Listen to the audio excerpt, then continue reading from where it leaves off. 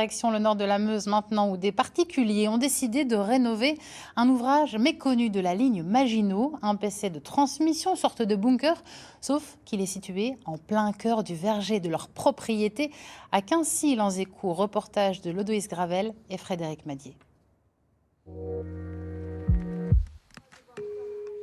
Voici quel devait être le cadre de vie des téléphonistes juste avant l'offensive allemande de juin 1940.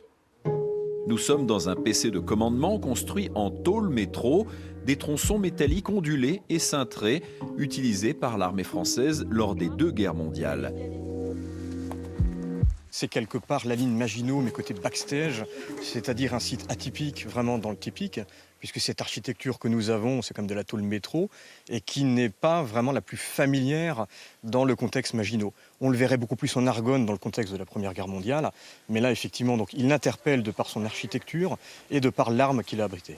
Ce PC de transmission se trouve dans le verger de Stéphanie et Mathieu. Propriétaires depuis 1 an et demi, ils ont entrepris le nettoyage, la rénovation et la mise en valeur de ce patrimoine oublié. Il n'y avait absolument plus rien d'historique présent dans les galeries et les casemates. C'était plus un lieu de stockage, voilà, de débarras. Et donc on a tenu à d'abord, dans un premier temps, nettoyer le site, le remettre au propre et au fur et à mesure du temps, essayer de le reconstituer, de le remeubler au plus près de ce qu'il pouvait être au moment où il a été en fonctionnement en mai 40.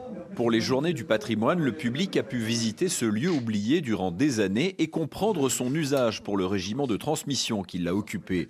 Une découverte pour certains habitants des environs ou une redécouverte pour d'autres. Je n'avais pas connaissance de ce site en tant que tel.